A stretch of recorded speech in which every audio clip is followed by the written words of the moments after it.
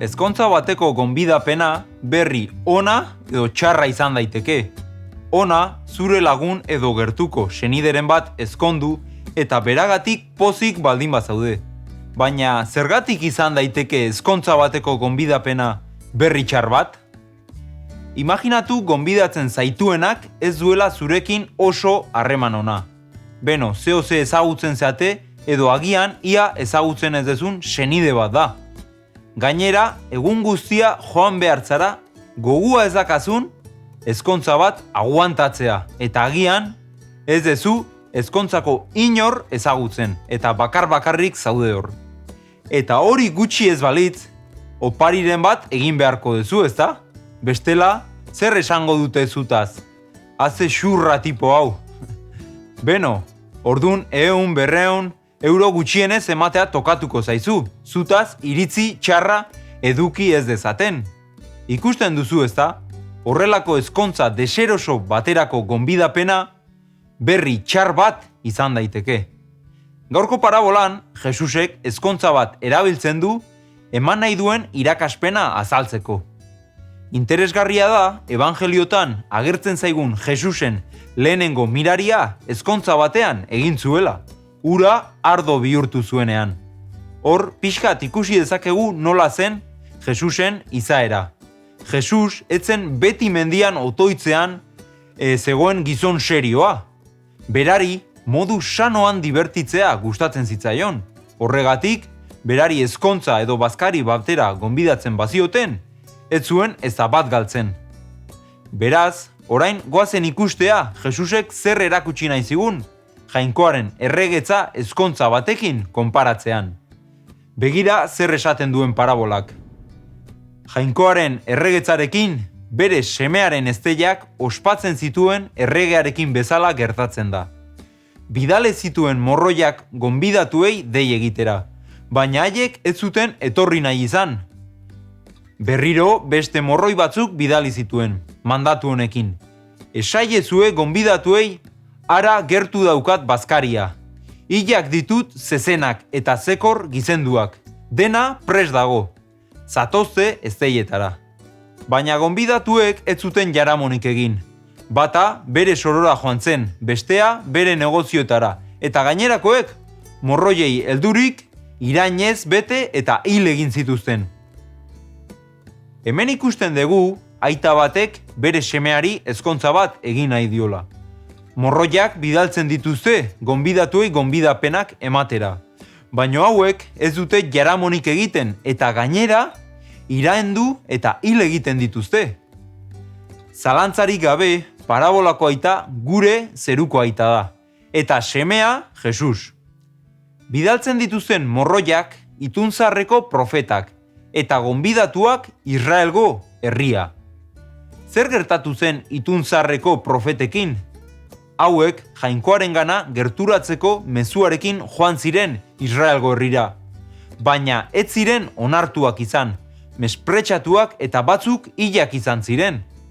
Baina parabola ez da hor bukatzen, goazen jarraitzea. Gero, bere morroiei esan zien, ezteiak prest daude, baina gonbidatuak ez ziren gai. Zoazte bada bidegurutzetara eta deitu ezteietara aurkitu ala guztiak. Atera ziren morroiak bideetara eta aurkituriko guztiak bildu zituzten. On naiz gaizto. Ezteigela bazkaltiarrez bete zen.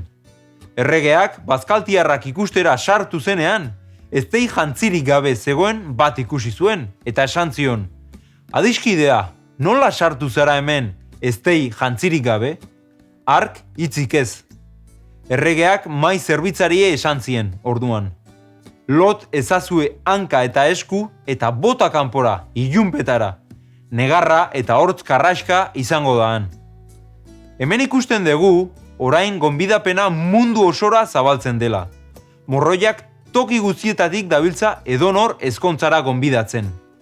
Jaunak mundu guztia bere ezkontzara etortzea nahi du, baina zoritxarrez denek ez dute gonbidapena onartzen. Noiz izango da ezkontza hori?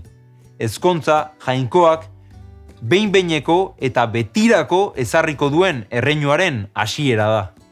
Berak denok momentu horren partaide izatea nahi du. Eta parabolaren irakaspen nagusiena zera da. Ezkontza horretara joateko baldintza zehatz batzuk bete behar direla. Eta betetzen ez dituenak ezin izango du bertan egon. Gaur egun ez, baina Jesusen garaian, ohikoa zen, ezkontza batera gonbidatzen zintuenak hara joateko arropa ematea. Baina gaizki ikusten zen, ematen zizuten arropa alde batera utzita, zuk nahi zenuena eramatera. Ohitura oinarri hartuta, Jesusek esan nahi zuen bere ezkontzara joateko, hau da, jaunaren betirako erreinuaren partaide izateko, berak ematen digun jaintzia jarri behar dugula. Ikusten duzunez, hemen ez dago joateko aitzakirik.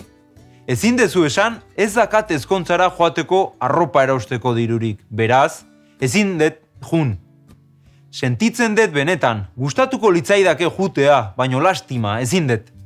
Ezin dezu hori esan, jaunak behar dezun arropa ematen dizulako. Eta orain galdera da, zein da jainkoaren ezkontza hortara joateko behar dudan arropa? Simbolikoki Bibliak esaten digu guk, gaiztoak garenez, ekintza txarrak egiten ditugunez, zikina eta nazkagarria den arropa batekin jantziak gaudela. Baina Jesusek mundu hontan bizitza perfektu bat bizi zuenez, berak arropa garbi, txuri eta leuna du. Nola egin dezakegu Jesusen arropa hori geurea egiteko? Berak gugatik egin zuen sakrifizioa fedez onartuz. Berak guk merezi genuen heriotza jaso zuen eta hori fedez onartzen badugu, jaunak gure arropa zikina kendu eta Jesusen arropa garbia jartzen digu. Horrela pres gaude ezkontzako partaide izateko. Laburbilduz, mundu guztia jaunaren ezkontzara gonbidatua dago. Ezkontza honek jaunaren betiko erreinuari hasiera emango dio. Eta bertan egoteko baldintza batzuk daude. Jesus zure bizitzan onartzea. Eta hortik aurrera berak Biblian agintzen dizun bezala bizitzen hastea. Gustatuko litzaizuke jainkoaren ezkontza horren partaide izatea? Niri binipin bai, espero dut han elkar ikustea.